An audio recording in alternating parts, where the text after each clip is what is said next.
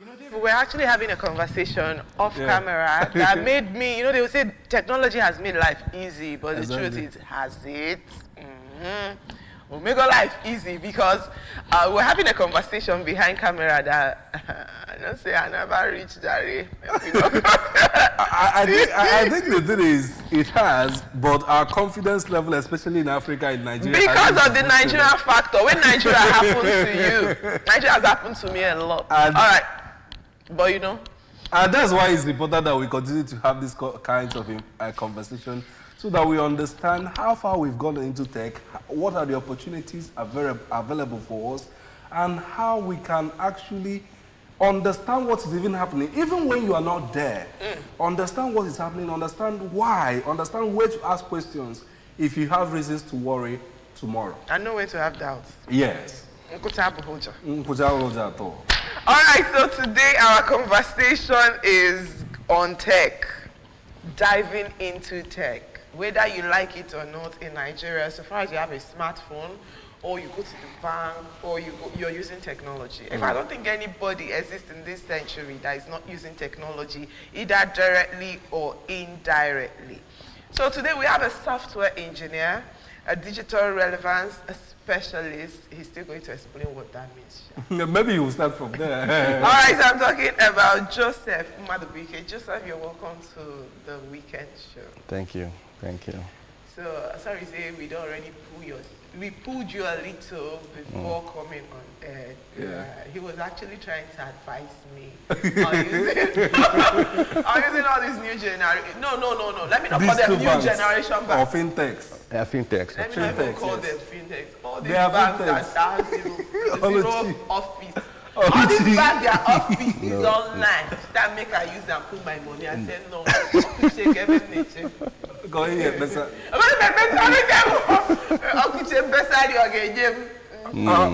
right, let's even start from that term that you used, digital relevance specialist. What does it talk about? What is it about? Because when you come into tech space, I don't know whether your own is even tougher than sciences these days. So tell us, let's even start from there. Okay. Maybe someone that hears I love the name. Maybe I'll start from there. So what does it talk about? So it's basically for businesses and individuals, building a brand. Now, somebody might want to do something with you or looking for a particular service that you're offering. But because you're not properly branded or because you're not properly positioned on the digital space, which is where everybody can have access to you. So I can leverage on what I have. So like a digital consultant? Yes, something like that. So you want to go from 0 to 100 on the digital space, and I can consult for you and tell you what that needs to be in place. Like putting together. So digital consultant is this big name that we call this morning? Yes, it is. It is what it is. It is what it is. So by the time we put the funnel, your market funnel, so that we can attract people from different areas, then we now put them down, channel them to areas that is going to work. So that roadmap. For you to get to that destination. Yes. The relevance. Okay. Yes, that is what it's all about. I want to really ask a question. Okay. When I wanted to dive into tech, it was difficult for me, not because I didn't know what I wanted, but because the names were not what I was used to, the terminology. I saw a lot of things. And then in my head, each time I see a name, I say, I don't think I have head for coding. I cannot start learning all those, numbers in this old age. Yeah. But when I now entered into the world of tech, I found out that tech is a world that has something for everybody. Yes. Tech is a world where if you're into business, even whether you're educated or not educated, if you're interested and you find your niche, you can actually key in, forgetting the big names. And going hard. Yeah, but my question now is, maybe I've been able to find my niche. Maybe David has not. Okay. For a new person who feel like, because I won't lie, what really attracted me to tech is because I feel like these people just press laptop and then they cash out. How it is. That's the attraction, especially in Nigeria. That was the attraction for me. And then I keep seeing all these tech motivators telling you, do you know, earning in dollars, you want to earn in dollars, and I want to earn in dollars. So my point now is maybe there is somebody that is still in that world of, I want to earn in dollars, which I know people are cashing out with tech. Yes. But this person doesn't know where to start. Doesn't even know what he or she likes doing. What does it even mean? What does it, or where to start? So as someone that's been in tech for a while, what would you advise? Like, you don't really know, we just woke up. This is still your morning. You want to dive into tech. Okay. What are things you should look out for? How will you even know where to start? How can you carve your niche? Okay. So I love giving instances so that it can be relatable to real life experience. Now, let's take, for instance, a person who wants to go into learning a skill, for instance, a mechanic. So now his sponsor or his father or his parents will sit back and say, which of the mechanics do we have currently that is doing well? But by then you already know it's mechanic. Yes, you already know it's mechanic. So, okay, does Japanese. This one does American spec. You understand? So you now choose which of the cars or which of the models or which of these mechanics work on products that are rampant. So you choose the one that you know is doing well for himself, and his product is almost everywhere. Now you now take your person there. I want this person to learn, you know. So while learning the skill, there are still soft skills attached to that particular mechanic skill you're learning. So for instance, how to attend to a customer, how to, how not to be dirty into a customer's car. Calculations. Yes, you know, so by the time you do that and that person follows diligently, you see in the next couple of decades, that person becomes a full-blown mechanic. Now, in tech, there are two ways, or there are two scenarios you can switch to tech. It's either you have a career already, or you are young, out of school, or still an undergraduate, and you want to acquire a skill in tech that you are going to apply to already, to what you know already. So now, first thing first, you decide, or you ask yourself, what is my capacity? What is my capability? Okay, what you can do. What you can do with passion. Are you good with numbers? If you're good with numbers, then you look into data analytics. Okay. You understand? Money shouldn't be the driving force. Okay.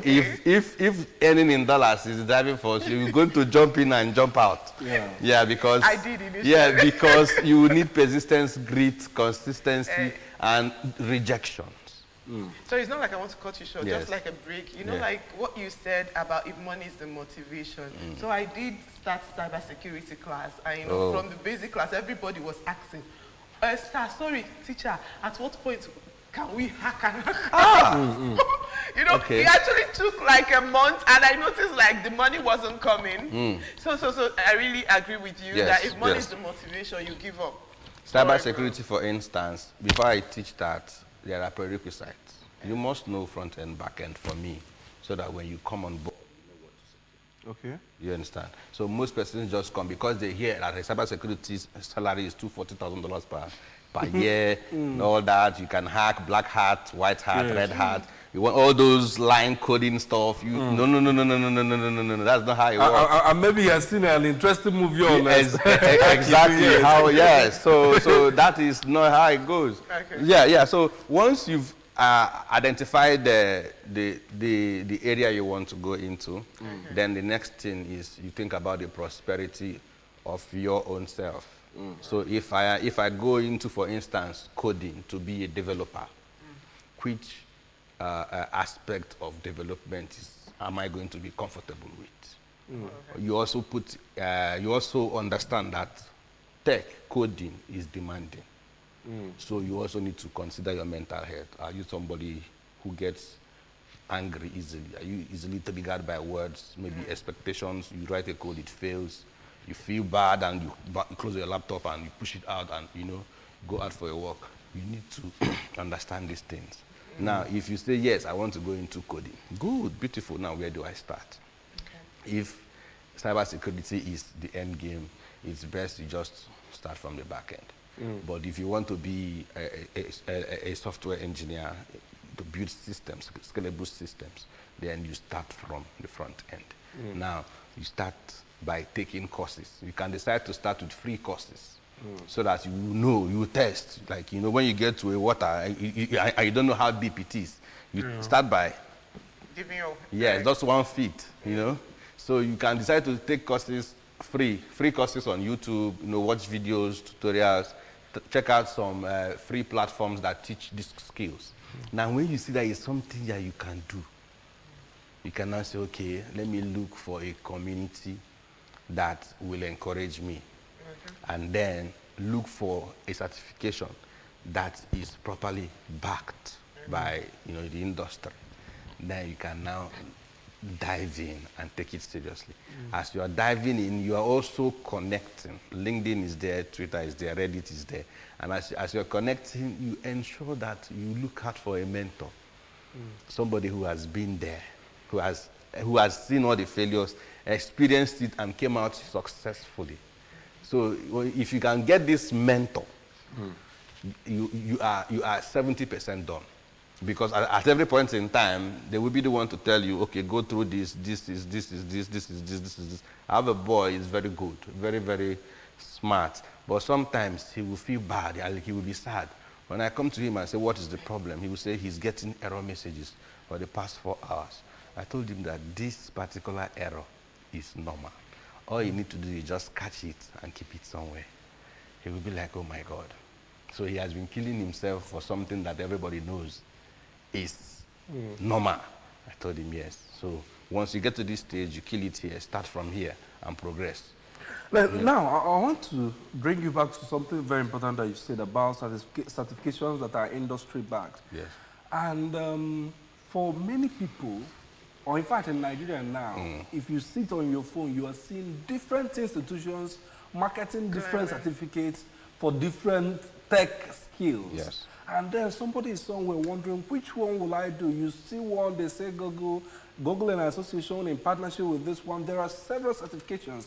How do you know? Yes, you mentioned the part of mentorship, but for someone who is still stepping in, how do you begin to know that this one is actually something that if you are certified and if you pay and go through their skill training, that at least it will put you on a level that will even put in talking terms to leverage other opportunities that are available. Okay, cool. So now I said something about certification, yes, but I'm not leaving the fact that you also need to build a portfolio. Okay. So now let's take for instance cybersecurity.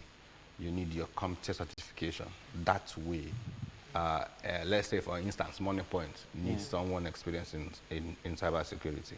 That certification is going to tell them that yes, this person has sat for this exam and this person passed. Therefore, let us now see your portfolio. What have you done? Okay. Over the years. So as you were coming up, you were getting involved with side projects, mini gigs, volunteering, doing some free jobs, building your portfolio. So if you want to, let's say, build scalable solution for the front end, for instance, let me say use MoneyPoint. You want to apply for developer role in their front end. Now you know that most of them use Amazon or Microsoft for their cloud infrastructure. So you try as much as possible to get an AWS certification or a Microsoft Azure certification. So that way, if you're applying to either MoneyPoint or any fintech or any organization at all, using these services, they will know that this developer also understands the architecture of the people I'm using to work. So, for instance, we have a product that we're currently been working on, and we're using AWS. So if I want to get any developer now, I don't mind about your coding skill. Most people now can write codes. But how about managing cloud infrastructure? That is where the upscaling for both developers needs to come in. You understand? So now, if I want to hire, I'm going to look for somebody who has projects in his portfolio, somebody who has soft skills, communication skills, and all that, somebody who is certified to handle cloud infrastructure. Okay. So that way, you now see that both certification and your portfolio comes in handy. But when a person is not enlightened early, you might be busy chasing projects only. You want to build websites and get paid. Meanwhile, those website jobs are, they are the least. Yeah.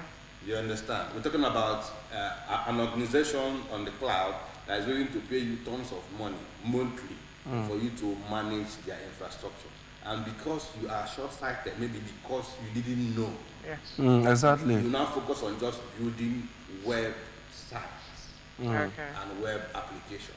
But the people who are serious in the game, doing well, are those building the serious applications for organizations that need it. You know, earlier you spoke about community. Yeah. So I want you to really dive into, explain this community role very well. And I'm talking about both physical community and then the ones online. As somebody who is new into tech, how do you join a community? Especially maybe somebody who was self-educated, in the sense that maybe the person learned through, I think Coursera do have a community for each course, and then maybe you just went through YouTube. YouTube don't really have much apart from the comment section.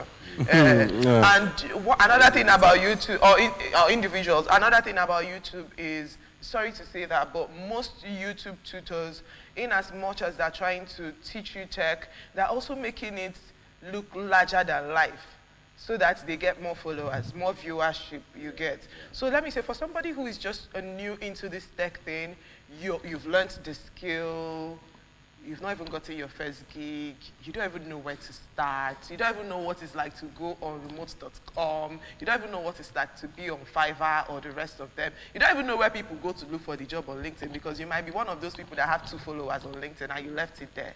So for someone that is just into tech, it might not even yet be counted as being into tech. You just know the skill inside your house. How do you join a community? And how do you know that this is actually because we have a lot of communities that will claim to be tech, but they're actually Yahoo Boys community. You know what Exactly, I mean? that's another part. You know what I mean? You see a community, they do things, especially on Twitter, sorry to say that. They're less likely on LinkedIn, less likely. But Twitter, you see them. Facebook, you see them. They claim to be a community of tech people, but they're actually into Yahoo. Sometimes if you enter the hack your account, join. So as somebody that is a newbie, how do you know where to start in the community? And where to avoid. Okay, avoid it. Yes, there. also, But also, like, what do you look out for in a community? Like, you look. You say, those are my people.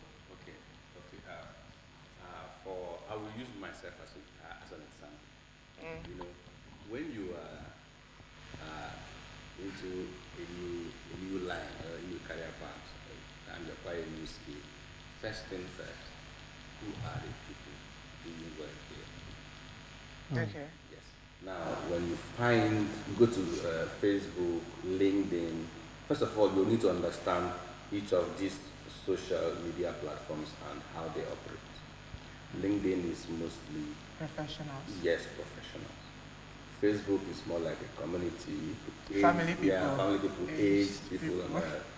So Instagram is for the grounds, pictures, businesses. And also baddies. Baddies, they've moved to Twitter now. To TikTok more. So TikTok and Instagram share the same value chain. Yeah. Then for Twitter is breaking news, instant news. People who are always pushing out stuff. If you're not intelligent, you can't be on Twitter. You will find it very boring. If you're too busy too, you can't be on Twitter. So now, you now say, okay, there are professionals on LinkedIn. Now, if there is any tech news information, it's on Twitter. So now you focus on just these two. Now, another way to be sure of a community is when it is government affiliated.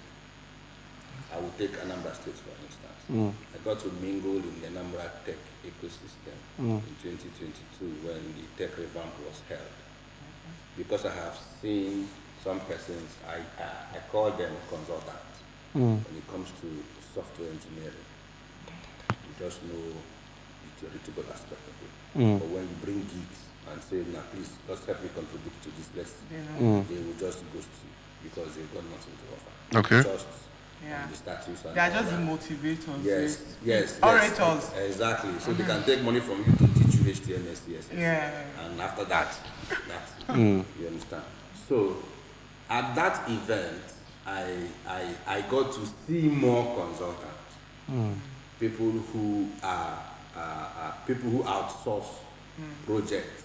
So they position themselves as techies and tech companies. They get gigs and then give it to developers. And now one thing with developers is that sometimes they are not normal people because coding is not for normal people. Yeah, if you understand it very well, you see that from the beginning to the end, it's not for it's for anomalies. Yeah, it just disappear from the world. Yes, it just disappear. And most times, if not for digital relevance, I won't do on social media because it's like I will just be looking at people whiling away, like wasting. Yes, but for me, I now because I have one social media platform, I understand what's going on there. It's about control. Yeah. But that is another part of it all. So if government is affiliated, it's legit. Okay. Go there and look for people who have done things. In the Anambra tech revamp, I got to meet the likes of Obina Ewuno, and we've been communicating since then. Got to meet some other persons that today I'm discussing with them, and they are encouraging me in what I'm doing, and when it gets to a level where they need to come in and help scale, and I understand their role. They are gatekeepers as long as it is concerned in this context. So I still need them for whatever I'm building. So for a newbie who is new, if it is government, yes, affiliated, go there. You will meet like minds, you will meet interesting people. But if it is just we, you hear that techies are meeting here. If you might end up going there to buy a product or an application that or it might be Pablo meeting. To invade your privacy. Yeah. So you just need to be careful because there is no police on the web. You are in charge of your own security. So you need to make sure that whatever you are getting yourself involved with is highly secure, and whoever you're interacting with has a reputation to protect. So apart from government, what about like if it's an event that might not be government but has like big brands that these brands are into tech, like you talk about MasterCard, and Google, and then you see sometimes the Meta. So those ones, when these people they are the core players in the Silicon Valley, are actually organizing those tech, are you saying, as a newbie, should I be skeptical too? Okay, so for big brands always look out for quality and the best. So a newbie just go there and get and be informed with the latest trend. And network. Okay. Get to know developers, get to know who's coming, and know this: if you are not building hard, that network is going to be a waste. Because they themselves too, they came there for networking. They want to hear from locals. They want to hear from you what you're building. If what you're building is relevant to what they are doing, they will just take note of it. You understand? So there is we built a framework at our place, a framework in Python that we're using for our project. And now it's like big companies in Saudi Arabia, and it's somebody from Microsoft even gave us a call. I was like, you guys built a framework in Nigeria? I said, yes. Oh, that's nice. Let's be code based. We said no. Yeah, because you know what they are planning. Yeah, well, if the moment you expose it, it's gone. They're bigger than you. You patent it, and that's how you're going to lose it. And so it's very ruthless. at Either. that level. Yeah. So for a newbie that wants to go in, just ensure that you have done your due diligence, you've done your research, you understand where you're headed, then you know what to look out for, you know whom you're looking out for. And once you connect, don't stop practicing, don't stop building. Never for any reason stop building, because it keeps on growing every day, it keeps on improving every day. What you know today will improve tomorrow. It's a must. Now, there's another side of the coin that I want to flip, which concerns what you're doing also in digital relevance. Some people are made, maybe in informal sector, businessmen in Anambra. And why I usually ask this question is that Anambra has a very large informal sector. And most of them have not actually moved into using these two solutions to do their businesses. Now, for someone who wants to dive into tech, who is listening now and is wondering how does these things influence or affect whatever business I'm doing, what would you advise that person in seeking these two solutions? How does that person also dive into using tech to solve his business issues and problems? Okay. So now, with regards to the question you asked, sometime I did this research and I realized that successful businessmen then were the all and all in their businesses. There was no succession plan. Exactly. So the moment you find this person and you don't see that The business dies. then the crowd will say the people who gave him the wealth has Yes, exactly. You understand? But now there should be tech has made it easy for businesses to move from stage to stage. So from let's say in stage one is when you do all the signings, everything goes through you. Stage two, there is an organized system. Stage three, it is automated. So now I know that if I come to work, I don't need to use pen and paper to sign. I just and it updates the system. The time I came and all that. You understand? So if first of all, we need the education, the enlightenment. Our people need to understand, or our billionaires in the informal sector needs to know that tech is an enabler.